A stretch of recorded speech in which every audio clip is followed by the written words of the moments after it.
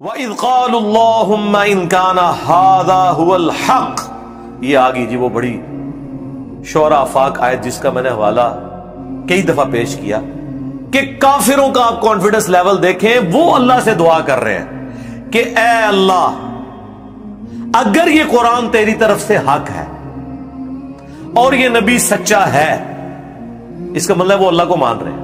ادھر پاکستان، انڈیا، بنگلہ دیش میں کہانی ایک رہی ہے کہ مشرکین عرب اللہ کو نہیں مانتے تھے۔ اس سے بڑا کوئی دھوکہ ہو سکتا ہے؟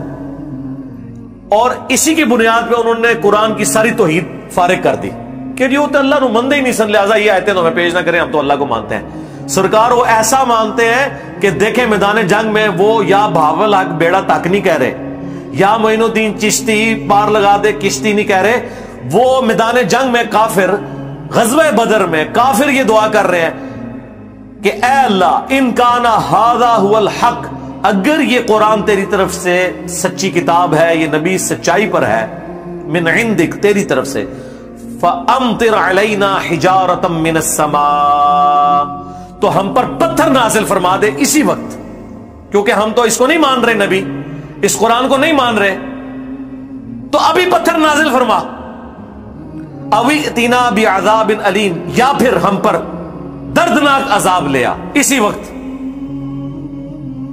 اب یہ وہ بات کی انہوں نے، اس کے بعد عذاب کوئی نہیں نازل ہوا، وہ کہتے دیکھ لو سچا ہونا تھا ہونے۔ یار اندازہ کرو کہ اللہ نے تمہاری مرضی کے مطابق چلنا ہے، یہ سیم کا مولوی کر رہے، مبالغہ کر لو، یہ مبالغہ کیا نا انہوں نے۔ اے اللہ اگر یہ سچا نبی ہے تو ابھی ہم پر پتھر نازل فرما، ہم اس نبی کا انکار کر رہے ہیں اور پتھر نہیں نازل ہو رہے، کہہ رہے دیکھ لو ثابت ہو گیا کہ جھوٹ ہے، نعوذ باللہ۔ پھر اللہ نے اس کا جواب دیا، وَمَا كَانَ اللَّهُ لِيُعَذِّبَهُمْ، اور اللہ کا یہ طریقہ نہیں ہے کہ انہیں عذاب دے، وَأَنْتَ فِيهِمْ، جبکہ اے نبی تم ان میں موجود ہو۔ ہاں یہ اللہ کی سنت ہے کہ اللہ تعالی عذاب اس وقت نازل کرتا ہے جب اہل ایمان کو اس بستی سے نکال لیتا ہے۔ ویسے تو اللہ کے لیے کوئی مشکل نہیں کہ اہل ایمان اور ایمان والے اور غیر مسلم ایک جگہ ہوں اور اللہ کی طرف سے عذاب آئے تو صرف ان پر آئے کہ جو کافر ہیں اور باقی بچ جائیں، لیکن اللہ کی سنت یہ نہیں ہے۔ اللہ اہل ایمان کو ہمیشہ یہ پروٹوکول دیتا ہے کہ نوح علیہ السلام اور اہل ایمان 78 کے قریب کشتی میں سوار کیے، وہاں سے نکال لیا ان کو، باقیوں کو برباد کر دیا۔ حضرت موسیٰ علیہ السلام کے ساتھ 6 لاکھ کا لشکر فرعونیوں کے چنگل سے نکالا اور انہوں نے تعاقب کیا، انہیں سمندر میں غرق کیا۔ حضرت لوط علیہ السلام کو 2 بیٹیوں سمیت، کیا قرآن میں آیا کہ رات کے وقت اپنے گھر والوں کو لے کر نکلو، پیچھے سے پتھر پڑیں گے، ورنہ اللہ کے لیے مسئلہ تھا کہ اتنے پتھر پڑ رہے ہیں، اس ایک گھر کو محفوظ کر دیتا۔ ہمارے لیے تو یہ کوارڈینیٹس لوکیٹ کرنا مسئلہ ہے نا کہ ہمیں ڈرون پھینکنے پڑیں گے کہ ایتھے لگے ہوتے نہ لگے، اللہ کے لیے تو مسئلہ نہیں، لیکن یہ اللہ کی سنت ہے۔ جس طرح اللہ کی یہ سنت ہے کہ وہ پیغمبروں کے ذریعے اپنی منشا انسانوں تک پہنچاتا ہے، اللہ پیغمبروں کا محتاج نہیں ہے، لیکن طریقہ اس نے اڈاپٹ یہی کیا، طریقہ اس کا یہی ہے کہ پانی پینے سے ہی پیاس بجھے گی، دروشی پڑھنے سے نہیں، ہاں کھانا کھانے سے ہی پیٹ بھرے گا، سبحان اللہ کہنے سے نہیں۔ یہ اللہ نے اسباب کے ساتھ دنیا کو جوڑا ہوا ہے، تو یہ بھی اللہ کی سنت ہے کہ جب تک اہل ایمان وہاں موجود ہوتے ہیں تو اللہ تعالیٰ عذاب نازل نہیں فرماتا۔ تو اسپیسیفکلی یہ مکے کے اعتبار سے ہے کہ جب تک مکے میں رسول اللہ تھے صلی اللہ علیہ وآلہ وسلم، اس وقت یہ کہتے تھے یا اللہ عذاب نازل فرما، اور رسول اللہ تو وہاں موجود تھے۔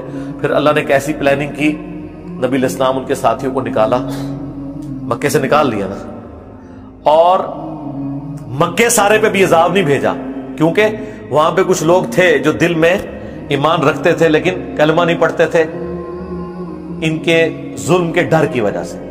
اس کا ذکر بھی سورہ نساء میں موجود ہے کہ اگر اللہ تعالیٰ ایسا کوئی معاملہ کرے گا تو پھر ایسے لوگوں کے اوپر بھی معاملہ ہو جائے گا جو اپنا ایمان چھپائے بیٹھے ہیں، تمہیں بھی نہیں پتا ان کے بارے میں۔ تو اللہ تعالیٰ نے کیا کیا کہ جس طرح فرعونیوں کو اپنے محلات سے نکال کر سمندر میں غرق کیا نا، اہل مکہ کو مکے سے نکال کر بدر میں غرق کیا مسلمانوں کے ہاتھوں، ان کو وہاں سے نکال لیا تاکہ باقی مکے والے بچ جائیں، اگر ان میں کوئی ایمان والے موجود ہیں تو وہ اس زد میں نہ آئے عذاب، اور اہل ایمان کو یہاں پر لا کے کھڑا کیا۔ تو اللہ تعالیٰ فرما رہے کہ وہ ہم اس لیے عذاب نہیں وہاں پہ نازل کر رہے تھے کہ اے نبی تم ان میں موجود تھے.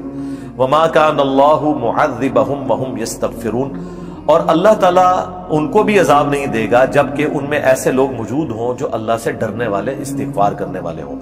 یعنی اہل ایمان اللہ کے نزدیک اتنے امپورٹنٹ ہیں کہ اہل ایمان اگر کسی بستی میں موجود ہو نا تو اللہ تعالیٰ ان کی وجہ سے پوری بستی پہ عذاب بھی نہیں بھیجتا.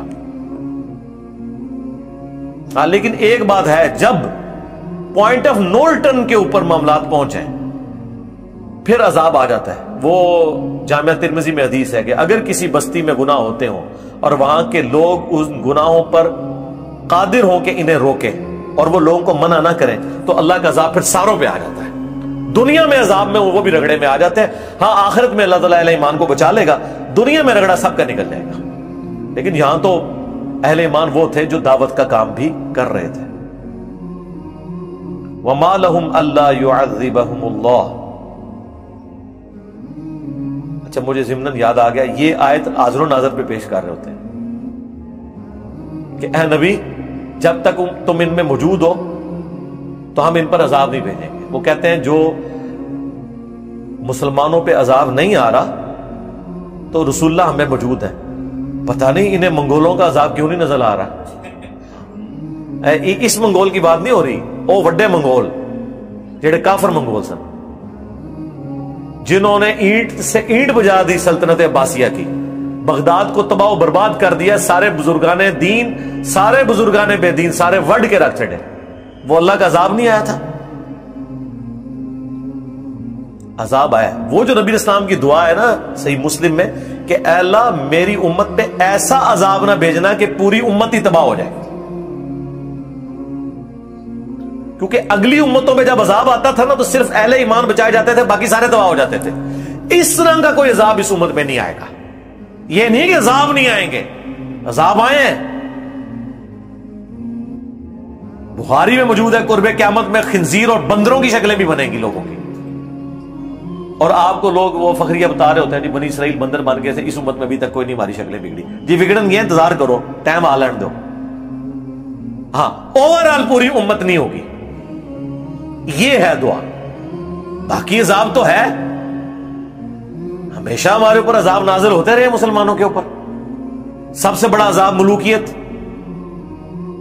زبان بندی، ظلم، استحصال حکمرانوں کے ذریعے صدیوں تک ہوتا رہا، ابھی بھی ہو رہا ہے. آج بھی سارا سیلاب غریبوں کی طرف جاتا ہے اور امیر جو ہیں وہ خوشحالی کی زندگی گزار رہے ہیں. ہاں پھر اینڈ رزلٹ یہ ہوتا ہے کہ ان کی تعفن شدہ لاشوں کی بدبو کی وجہ سے ہم سائے بتاتے ہیں کہ یہ 3 دن پہلے مر گیا تھا اور بچے نے زہر دے کے مار دیا اور اسٹامپ پیپر پہ سائن کروا کے تو اس نے زمین اپنے نام لگوا لی. یہ ان کا اینڈ ہوتا ہے ان امیر لوگوں کا جو غریبوں کا استحصال کر رہے ہوتے ہیں. تو عذاب آتا ہے، یہ بے فکر ہیں آپ، بچنا کوئی نہیں کسی نے. دنیا میں نہ آیا آخرت میں تو آنا ہے.